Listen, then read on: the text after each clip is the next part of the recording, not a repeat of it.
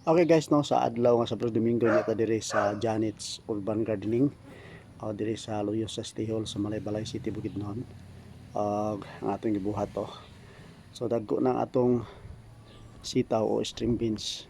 Oh, right? O ang atong mga upo sa likod o patula ang palaya. So dagko ni kini, no? No?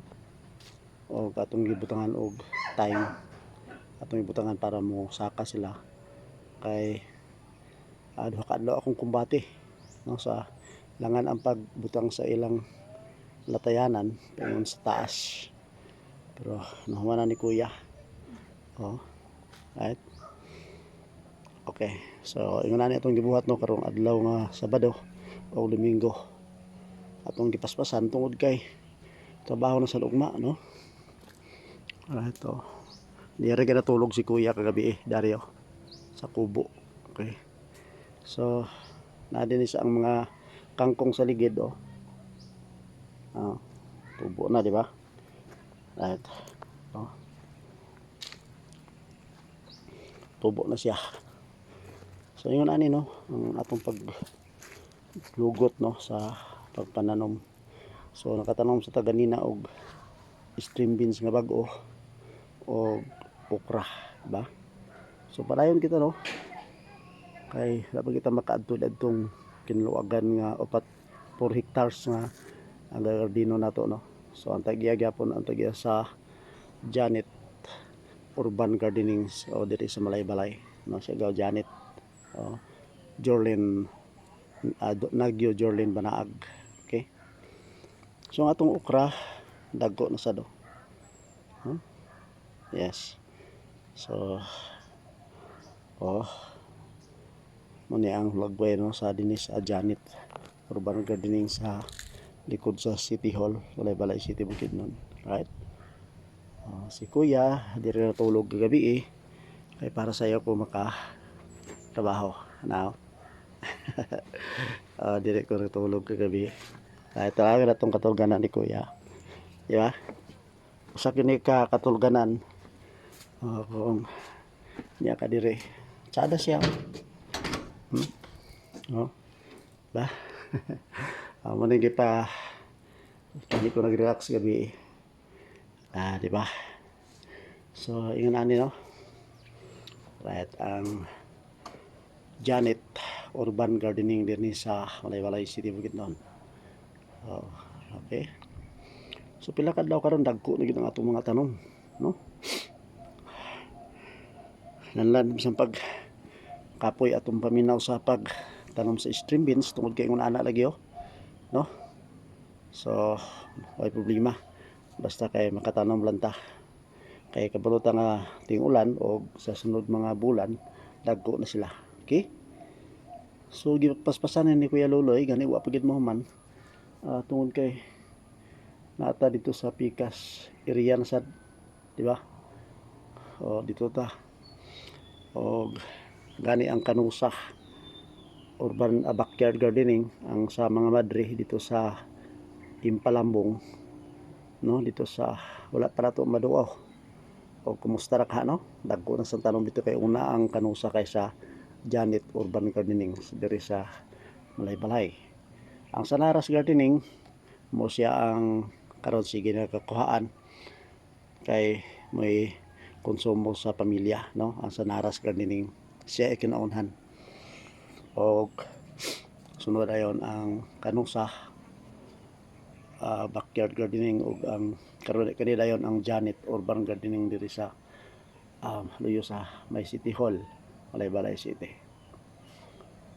So kini siya kapin sa tunga, no, kapit mahurot ang usa ka lata sa string beans o ang okra, kapit mahurot lagid mahurot pero gamay na bilin, no.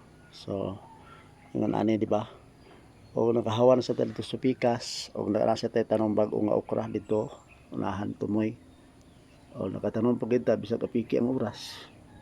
Okay, salamat kay sa taga Provincial Agriculture nga ilatang kasuportahan sa atong paghimo sa mga gardening diri sa Malaybalay, di ba? og na, di ba? Kada pila kadlaw tong mahulagway na ang okra. Lugluag kini nga okra. Daghan kini nga okra, di ba? So ato lang gipaabot nga ma-harvest na makuha ng garden sa unahan, no, kana na mga mais kay ato din sa sunod i-garden napay mga 400 square meter dia nabilin o 600 square meter baka, no, na diha. So luwag na rin atong garden kining 1,000 square meter man ang Janet Urban Gardenings. So napinabilin tungod kay naalagi nakatanom nga nakanayak silang tanom. So ilasang yang yung ila lang humanon, di ba?